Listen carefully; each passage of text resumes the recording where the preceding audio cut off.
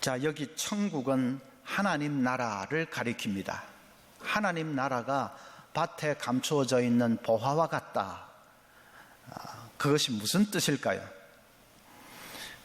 첫 번째로는 하나님의 나라는 감추어져 있다 하는 것입니다. 보화가 땅속에 감추어져 있듯이 하나님의 나라는 감추어져 있습니다. 하나님의 존재 자체가 감추어져 있습니다. 하나님은 거리에 공개적으로 나타나는 법이 없습니다. 아침 신문을 아무리 보아도 거기에 하나님의 얼굴이 실리는 일도 없습니다. 저녁 9시 뉴스를 아무리 보아도 하나님의 얼굴이 TV 화면에 등장하는 일은 없습니다. 학생들이 실험실에서 아무리 실험을 해봐야 하나님의 존재를 증명해낼 수는 없습니다. 하나님은 감추어져 있습니다. 간혹 전도를 하다 보면 어떤 분들은 그러지 말고 하나님을 한번 보여주시오. 하나님을 보여주기만 하면 내가 당신이 그렇게 힘들게 전도하지 않아도 이 자리에서 당장이라도 믿을 테니까 하나님 한번 보여주시오. 그러는 분들이 있습니다. 그러면 참 답답하지요. 우리가 하나님을 어떻게 보여줍니까? 하나님은 왜 그렇게 감추어져 계신 것일까요? 만약에 하나님께서 대낮에 공중에 나타나셔서 자, 내가 여기 있노라 이래도 나를 안 믿겠느냐? 한 번만 그렇게 하시면 안 믿을 사람이 누가 있겠습니까? 그런데도 하나님은 왜 그렇게 하시지 않는 것입니까? 안 하시는 것입니까? 못 하시는 것입니까? 하나님이 감추어져 있는 것은 하나님의 아들 예수 그리스도가 감추어져 계신 것과 똑같은 이유였습니다. 예수님은 이 땅에 33년 사시면서 감추어져 계셨습니다. 세상에 오실 때도 예수님은 캄캄한 밤에 비천한 말구유에서 태어나셨습니다. 아무도 모르게 역사의 뒷문을 통해서 조용히 들어오셨습니다. 그날 밤에 아기 예수님을 배운 것은 기껏해야 들에서 양을 치던 목동 몇 사람이 전부였습니다. 공생애 중에도 예수님은 늘 감추어져 계셨습니다. 기적을 보고 사람들이 몰려들면 예수님은 오히려 그들을 피해서 한적한 곳으로 숨으셨습니다. 예수님이 왜 그렇게 감추어져 계시려고 했을까요? 만약에 주님이 감추어져 계시지 않고 휘황찬란한 왕복을 걸치고 점잖게 행차하는 모두에게 드러나 있는 그런 임금으로 오셨다고 해보십시오. 어떻게 12해를 혈루증을 앓는 불쌍한 여인이 감히 그 왕의 옷자락을 붙들어서 내가 나음을 얻겠다 그런 생각을 할 수 있었겠습니까? 예수님께서 연약한 사람의 모습으로 계셨기 때문에 그래서 누구든지 그분 앞으로 달려나아갈 수 있었습니다. 예수님이 비천한 그런 종의 모습으로 계셨기 때문에 죄인들도 세리들도 창녀들도 망설이지 않고 그분 앞으로 달려나아갈 수 있었습니다. 자기들과 꼭 같으신 분, 친구 같으신 분, 그분 앞으로 달려나가서 모든 짐을 내려놓을 수가 있었습니다. 그들은 한눈에 예수님이 구주인 것을 알아보았습니다.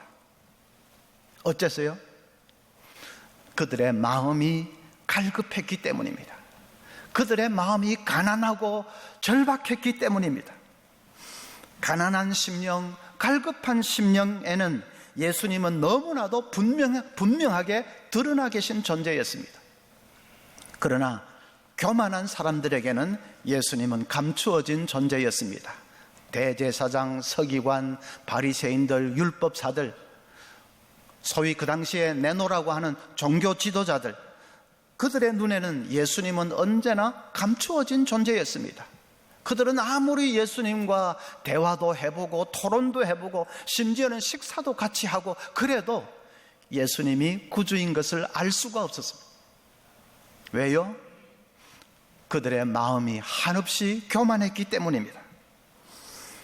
그래서 예수님이 감추어져 계신다 하는 그것 속에 벌써 심판의 의미가 내재되어 있습니다. 마음이 교만한 사람은 아무리 보기는 보아도 알지 못하도록 하기 위해서, 마음이 겸손한 사람들에게는 분명히 나타내 보이기 위해서 예수님은 감추어져 계신 것입니다. 그러니까 심판이지요. 누구나 다 알 수 있도록 예수님이 드러나 계신 것이 아니라 예수님이 감추어져 계셔서 교만한 사람은 아무리 보아도 알 수 없도록, 마음이 가난하고 갈급한 사람들은 분명히 알 수 있도록 그렇게 감추어져 계신다. 그 벌써 심판이죠. 여러분은 어느 쪽입니까? 신이 존재한다는 증거를 한번 대보아라. 그러면 그 증거를 내가 검토해보고 믿을지 안 믿을지 결정하겠노라. 그렇습니까? 내가 박사인데, 교수인데, 내가 책도 많이 읽었는데 신이 존재한다는 과학적이고 철학적인 증거를 한번 대보아라. 그러면 내가 그 증거들을 다 검토한 후에 믿을지 안 믿을지는 이 몸께서 추후에 결정하겠노라. 그렇습니까? 미안하지만은 그런 분들은 죽을 때까지도 하나님은 감추어진 존재로 그들에게는 그렇게 계실 것입니다. 하나님은 늘 알쏭달쏭한 애매한 존재로 남아있을 것입니다. 그러나 여러분이 갈급하고 절박한 마음으로 주님, 저를 불쌍히 여겨주세요. 주님 떠나시면 나는 한순간도 지탱할 수 없습니다. 주여 저를 붙들어 주세요. 갈급한 마음으로 그렇게 부르짖어 보십시오. 여러분은 그 순간에 주님의 얼굴을 배울 것입니다. 그것은 분명한 사실입니다. 여러분, 만약에 하나님께서 백주대낮에 공중에 나타나셔서 자, 내가 여기 있노라 이래도 안 믿을 테냐? 그러면 세상 사람들 다 안 믿을 것 같지요? 아닙니다. 하루만 지나 보십시오. 어저께 내가 본 게 헛개비를 본 거 아닐까? 무슨 착시 현상을 일으킨 거 아닐까? 대번에 그렇게 됩니다. 믿음은 내가 원하지도 않는데 억지로 뭘 보았다고 해서 생기는 것이 아닙니다. 내가 원하지도 않는데 하나님이 나타나셔가지고 이래도 안 믿을 테냐, 그렇게 윽박지르는 식으로 해서 믿음이 생기는 것은 아닙니다. 아무리 하나님이 나타나셔도 안 믿는 사람은 안 믿습니다. 믿음은 가난한 심령, 갈급한 심령이 간절히 하나님을 찾을 때 하나님이 나타나셔서 조용히 그를 만나주시는 이 인격과 인격의 만남 가운데 싹 트는 것입니다. 옛날 제가 지방에서 목회할 때에 한 집사님 생각이 납니다. 그분은 60을 훨씬 넘겨서 늦게 예수님을 믿었습니다. 그 전에 우리 교인들이 가서 전도를 많이 했는데 그럴 때마다 코웃음을 치는 분입니다. 천당이 있다면 내가 제일 먼저 가서 앉아 있을 테니까 내 걱정일랑 말고 당신들이나 잘 믿어, 그러는 분입니다. 자신만만한 분입니다. 그럴 만도 하지요.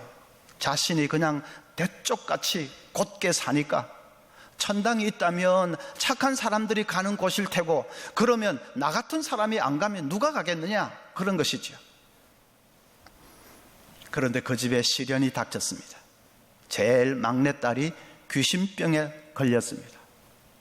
늘 방구석 한 구석에 앉아서 야릇하게 웃고 있습니다.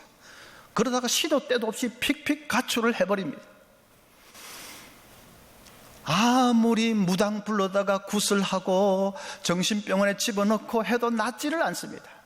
이러다가 딸 시집도 못 보내고 눈을 감는 것이 아닌가 생각하니까 부모 가슴이 찢어지는 것 같습니다.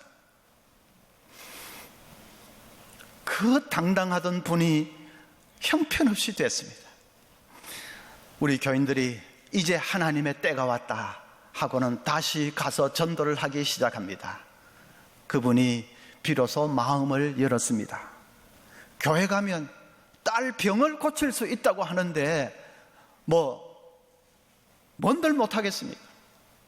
자존심 다 접고 그분이 교회 나오기를 시작했습니다. 그런데 또 성격이 대쪽 같은 분이 믿겠다고 결심을 하니까 또 무섭습니다. 주일 낮 예배, 밤 예배, 수요일 예배, 새벽 기도 1시간도 빠지지 않고 딱 제일 앞자리에 앉아서 눈을 동그랗게 뜨고는 목사가 지금 무슨 말을 하고 있나 하고 저를 탁 쳐다봅니다. 그렇게 열심히 듣는데 왜 은혜를 못 받겠습니까? 변화되기 시작하는데 짧은 시간에 그렇게 정말 180도로 변화되는 사람은 저도 처음 봤습니다. 회개의 눈물이 터져 나오는데, 하나님 아버지, 도둑놈도 나 같은 도둑놈이 없습니다. 강도도 저 같은 강도가 없습니다. 천국이 있으면 자기가 제일 먼저 갈 거라던 사람이 도둑놈도 나 같은 도둑놈이 없다고 그렇게 눈물을 줄줄이 쏟으면서 회개했습니다. 그 부인 되는 집사님이 저에게 전화를 걸어서, 목사님, 요즘 우리 영감이 이상합니다. 밥상을 앞에 두고도 밥 먹을 생각은 안 하고 30분이나 그냥 눈물을 줄줄 쏟고 있습니다. 밥상 앞에 두고 구원의 은혜에 감격스러워서 30분이고 그냥 눈물만 훌쩍거리고 있는 것입니다. 엄청나게 변하셨습니다.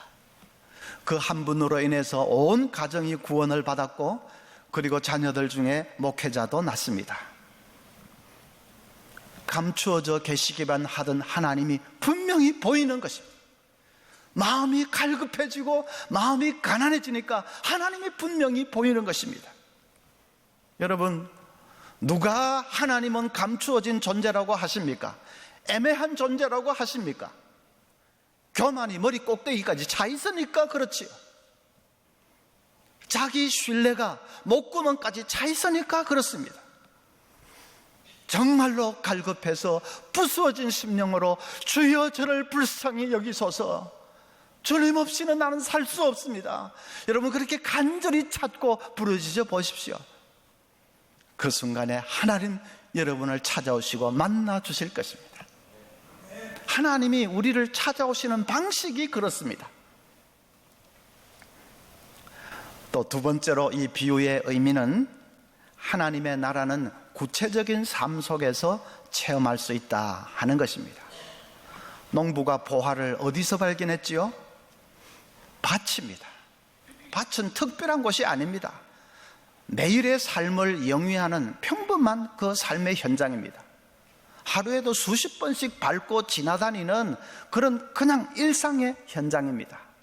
그 가운데 보화가 있었다. 우리가 하나님의 역사를 경험하는 것도 어떤 특별한 영역이 아닙니다. 특별한 무슨 고상한 형이상학의 영역, 그런 것이 아닙니다. 일상의 삶 속에서 우리는 하나님을 만날 수 있습니다.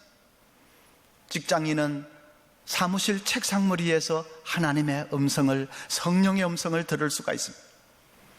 학생들은 시험지 받아들고 가슴 두근두근 조마조마하는 그 순간에 하나님의 손길을 경험할 수 있습니다.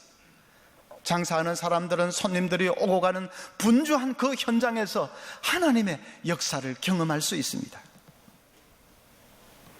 최경주 선수 자서전 보면 이런 감정이 나옵니다. 미국에서 이제 이 PGA에 들어갈 수 있느냐 없느냐 하는 중요한 그런 경기가 열렸는데, 마지막으로 이제 퍼팅이 남았습니다. 홀까지 거리가 한 4m 정도 되는 퍼팅이 남았습니다. 그건 못 넣으면 그대로 짐 싸들고 한국으로 돌아가야 됩니다. 손이 부들부들 떨렸다고 합니다. 그 순간에 그린 위에 선 채로 잠시지만은 간절하게 기도했습니다. 하나님, 저를 이대로 한국으로 돌아가게 하시겠습니까?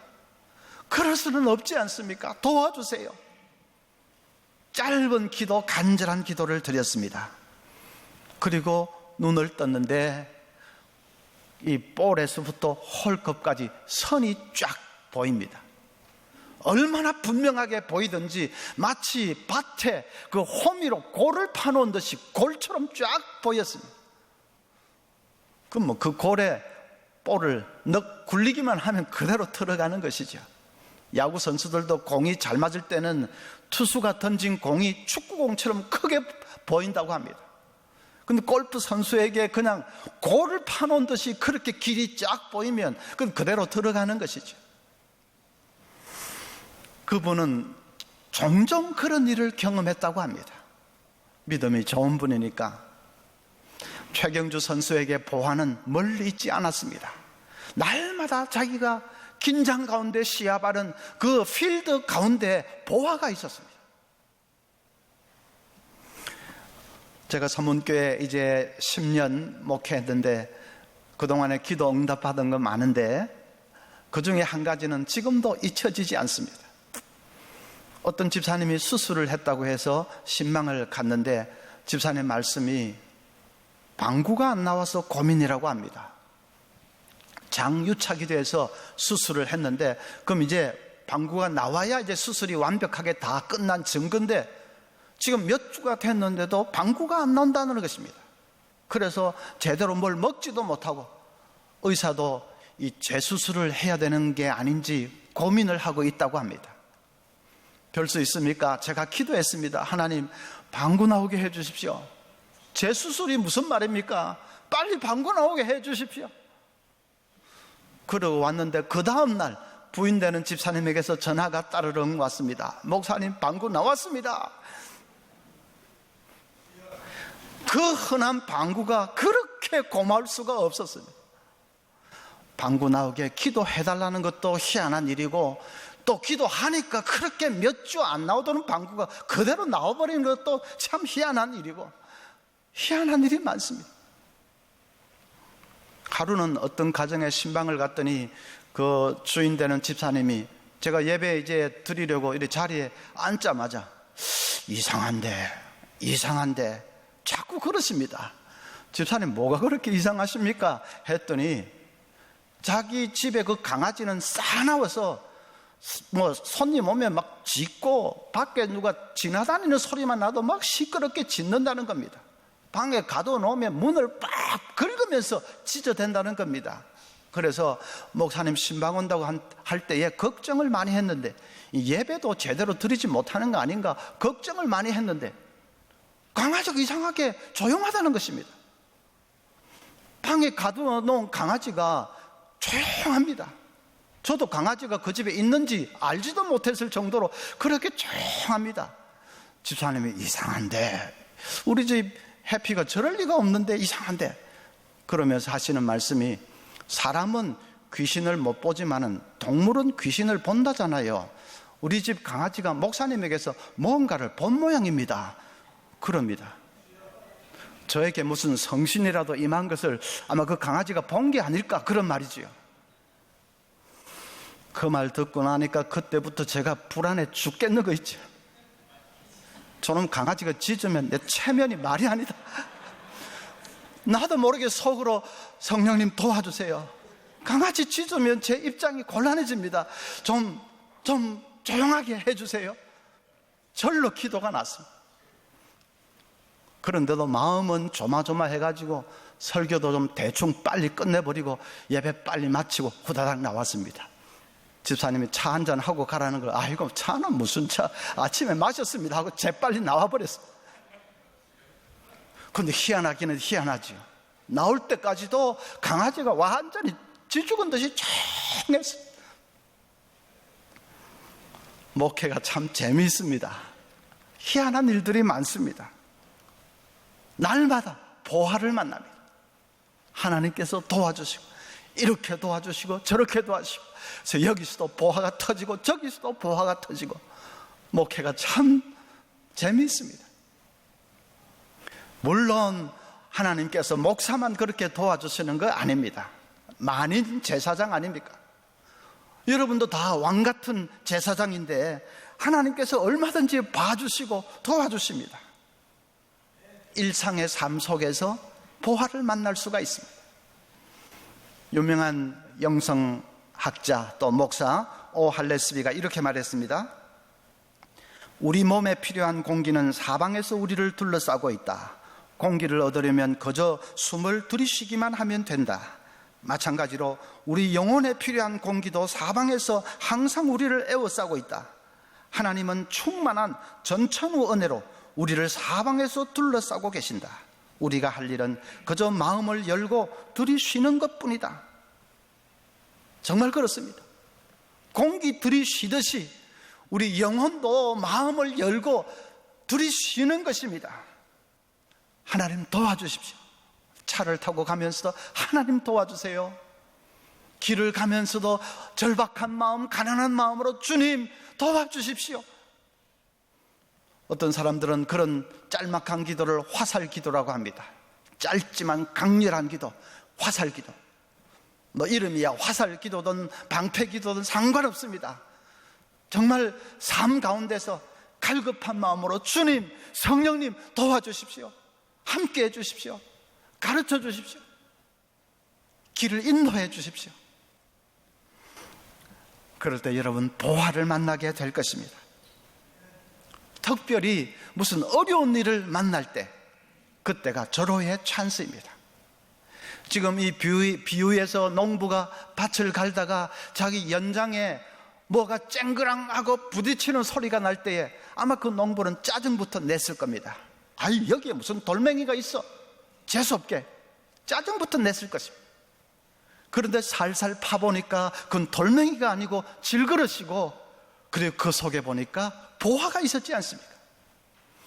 우리도 살면서 무슨 어려운 일에 부딪힐 때에, 삶이 쨍그랑 소리를 내는 것 같을 때 여러분 짜증내지 마십시오. 낙심하지 마십시오. 그 일 때문에 여러분 보화를 만날 수가 있습니다. 하나님을 만날 수가 있습니다. 그래서 정말 삶의 쨍그랑 소리 나는 그런 어려운 일을 당할 때 오히려 이것이 축복이 될 수 있다 생각하시고 갈급한 마음으로 하나님을 찾으시기를 바랍니다.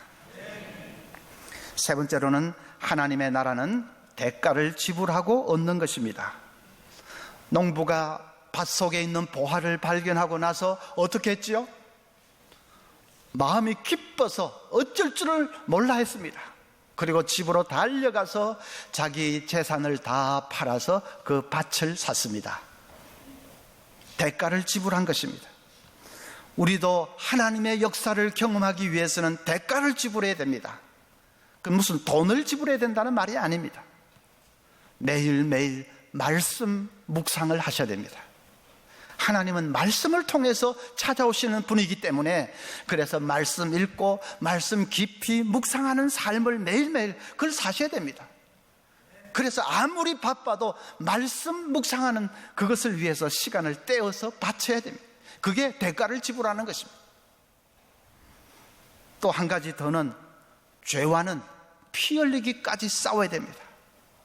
범죄하면 하나님 우리를 떠나시기 때문에, 그래서 죄짓지 않기 위해서 피 흘리기까지 싸우고, 죄는 모든 모양이라도 버릴 수 있어야 됩니다.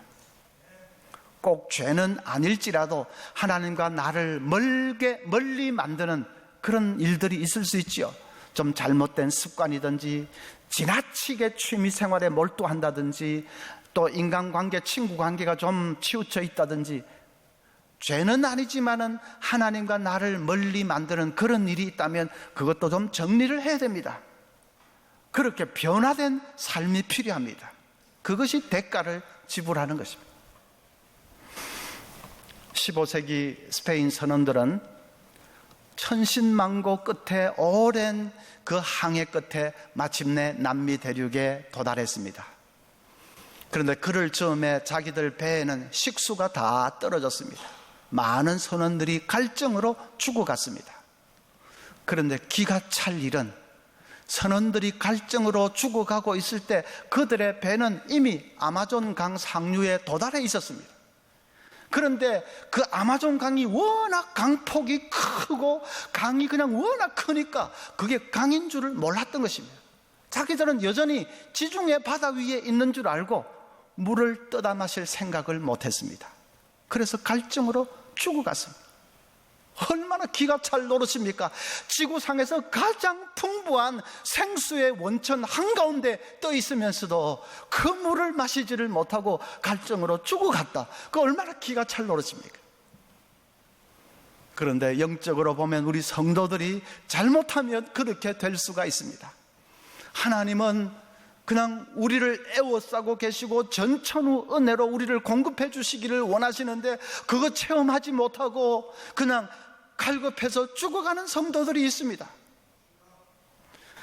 요한복음 7장 37절에 나를 믿는 자는 그 배에서 생수의 강이 흘러나리라. 하나님은 아마존 강보다도 더 풍성한 생수의 강으로 우리에게 공급해 주시기를 원하시는데, 우리는 그것도 알지 못하고 그냥 목이 말라 죽어가고 있다면 그 얼마나 잘못된 일입니까? 여러분, 간절한 마음으로 하나님을 찾으십시오. 늘 삶 속에서 화살기도 들으시든지 하나님을 갈급한 마음으로 찾으십시오. 전천후 은혜로 우리를 둘러싸고 계신 하나님, 우리를 만나 주실 것입니다. 그리고 당신의 역사로 우리와 함께 해 주실 것입니다. 그러면 보화를 발견한 농부처럼 우리 마음은 기쁨으로 넘치게 됩니다.